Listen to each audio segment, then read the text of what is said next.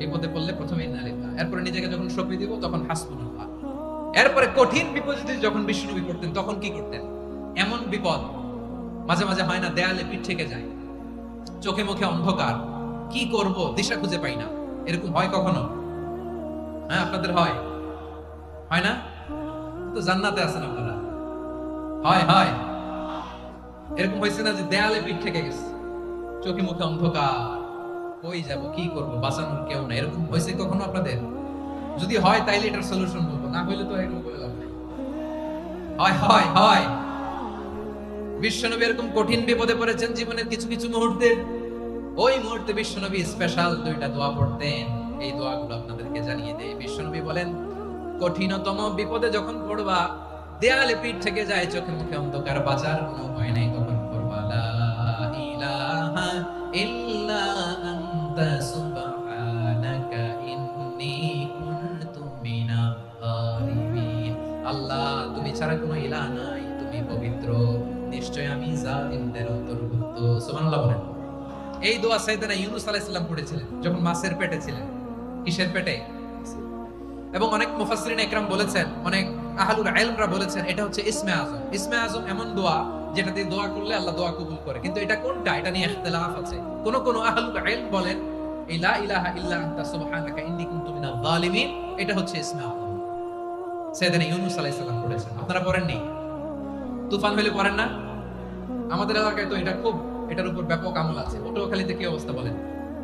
পড়েন পড়েন পড়েন পড়েন। একটা গল্প শুনেছিলাম, পাক হানাদার বাহিনী যখন বাংলাদেশে অ্যাটাক করতো, ৭১ সালের ঘটনা বলতেছে, আমরা তো দেখি নাই, শুনছি আর কি। ৭১ যদি দেখতাম এতদিনে রাজাকার হয়ে যেতাম।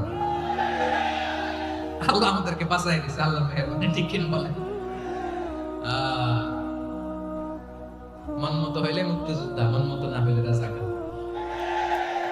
কত কিছু দেখলাম এই শাহবাগের বুকে। আল্লাহ, ৭১ সালে দেখি নাই, আমরা শুনেছি। পাক হানাদার বাহিনী জিজ্ঞেস করত মুসলিম না অমুসলিম চেক করার জন্য, বলতো কালেমা বল, কালেমা বাতাও। তো যারা কালেমা বলতে পারতো পাকিস্তানি বাহিনী নাকি ওদেরকে ছেড়ে দিত, শুনেছি। তো একজনকে, এক বাঙালিরে পেয়ে তার মাথার মধ্যে বন্দুকর নল ধরে বলতেছে, কালেমা বল সালে, কালেমা বাতা, কালেমা বল। তো ভয়ের চোটে এই দোয়া পড়া শুরু করছে। ও পড়তেছে লা ইলাহা ইল্লা আনতা সুবহানাকা ইন্নী কুনতু মিনাজ জালিমিন। পাকিস্তানি বলে সালে ये तो मुसीबत का कलेमा है। বাঙালি কয় हम तो भी मुसीबत में हैं। পাকিস্তানি বলে বেটা কোন দোয়া বললি, এটা তো মুসিবতের কালেমা। কয় আমিও তো মুসিবতে আছি, আমার মাথার মধ্যে বন্দুক ধরে তুমি আমারে কালেমা জিজ্ঞেস করো, এখন কোনটা কালিমা আর কোনটা কি দোয়া, আমার হুঁশ আছে নাকি? প্রিয় ভাইরা, আসলে এটা দুআউল মুসিবা, বিপদে পড়লে এই দোয়া পড়তে হয়। লা ইলাহা ইল্লা আনতা সুবহানাকা ইন্নী কুনতু মিনাজ জালিমিন। এটা পড়বেন আপনারা। এই দোয়া পড়ে সাইয়েদনা ইউনূস আলাইহিস সালাম মাছের পেট থেকে রক্ষা পেয়েছিলেন। রক্ষা করেছিল কে? তুমি ইউনূস নবীরে যখন খাইলো মাছেতে গিলিয়া, ফেরেশতা পাঠাইয়া দিলে ইসমে আযম দিয়া। প্রাণে ছিল যাহার ভয় সেথা পাইল আশ্রয়, প্রাণে ছিল যাহার ভয় সেথা পাইল আশ্রয়। মাছের পেট হতে সে যে পেল পরিত্রাণ। আল্লাহু আল্লাহু তুমি জাল্লে জালালুহু, শেষ করা তো যায় না গে তোমার গুণগান। আল্লাহু আল্লাহু সুবহানাল্লাহ পড়ে। লা ইলাহা ইল্লা আনতা সুবহানাকা ইন্নী কুনতু মিনাজ জালিমিন। বিশ্বনবী বললেন, দেয়ালে পিঠ থেকে গেলে, চোখে মুখে অন্ধকার, বাঁচার কোনো উপায় নাই, তখন এই দোয়াটা পড়তে হবে। এই দোয়া পড়ে আল্লাহর কাছে ফরিয়াদ করলে বিপদ মুক্ত করবেন কে? কেন এই দোয়াটা আল্লাহর কাছে বড্ড প্রিয় জানেন ভাইরা? কারণ এই দোয়ার মধ্যে 3টা জিনিস আছে।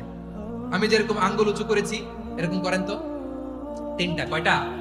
3টা। 1 নম্বরে হচ্ছে তাওহীদ, 2 নম্বরে তাসবিহ, 3 নম্বরে তাকরীর। আই রিপিট, আবারো বলছি, 1 নম্বরে তাওহীদ, 2 নম্বরে তাসবিহ, 3 নম্বরে তাকরীর। এই দোয়াটা আল্লাহর কাছে এত পছন্দনীয় কারণ এই দোয়ার প্রথম অংশে আছে তাওহীদ, আল্লাহর একত্ববাদের ঘোষণা। লা ইলাহা ইল্লা আনতা, ও আল্লাহ আপনি ছাড়া কোনো ইলাহ নাই, উপাস্য নাই। এই কথা বললে আল্লাহ বড় খুশি হয়ে যায়। সুবহানাল্লাহ পড়েন। এই দোয়ার দ্বিতীয় অংশে আছে তাসবিহ, মানে আল্লাহর প্রশংসা, প্রশংসা সূচক বাণী। সুবহানাক সুবহানাক সুবহানাক, ও আল্লাহ আমি আপনার পবিত্রতা ঘোষণা করছি সুবহানাক। এই কথা শুনলেও আল্লাহ খুশি হয়ে যায়। সুবহানাল্লাহ পড়েন। এই দোয়ার তৃতীয় অংশে আছে তাকরীর। তাকরীর মানে পাপের স্বীকৃতি। তাকরীর মানে কি? তাকরীর মানে পাপের স্বীকৃতি। এই দোয়ার তৃতীয় অংশে আছে ইন্নী কুনতু মিনাল যালিমিন। ও আল্লাহ, আমি জালিমদের অন্তর্ভুক্ত। আল্লাহ, আল্লাহ আমি জালেম। আল্লাহ আমি ভুল করেছি, অন্যায় করেছি। আল্লাহ আমি জালিমদের অন্তর্ভুক্ত। এই পাপের স্বীকৃতি, অ্যাকনলেজমেন্ট আল্লাহ বড় পছন্দ করে। যখন আল্লাহর কাছে আপনি ছোট হবেন, ছোট হতে হতে যত ছোট হবেন, ওই দৃশ্যটা দেখতে আল্লাহ বড় পছন্দ করে। সুবহানাল্লাহ বলেন। 3 নম্বর অংশ ইন্নী কুনতু মিনাজ জালিমিন। আল্লাহ আমি জালিমদের অন্তর্ভুক্ত।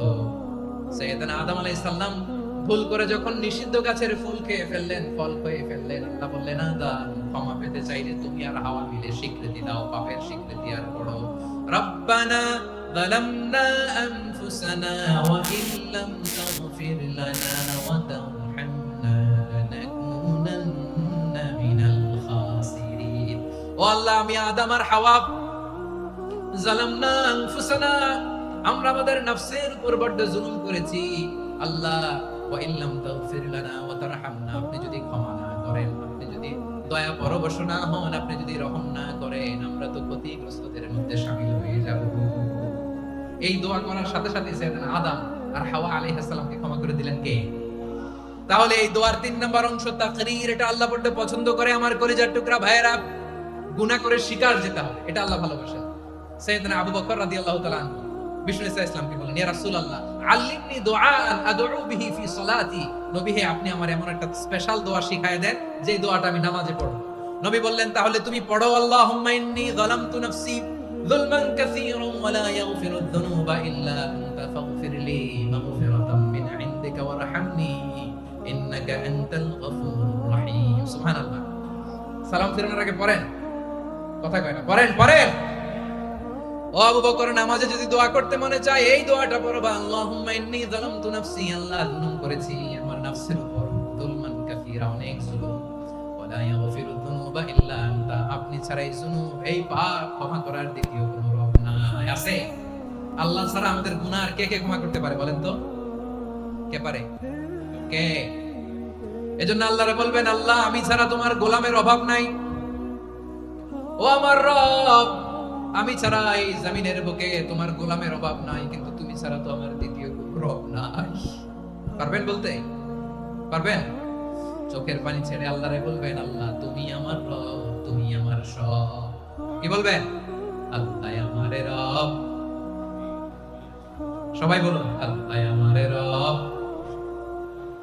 দমে দমে তনু মনে তারিও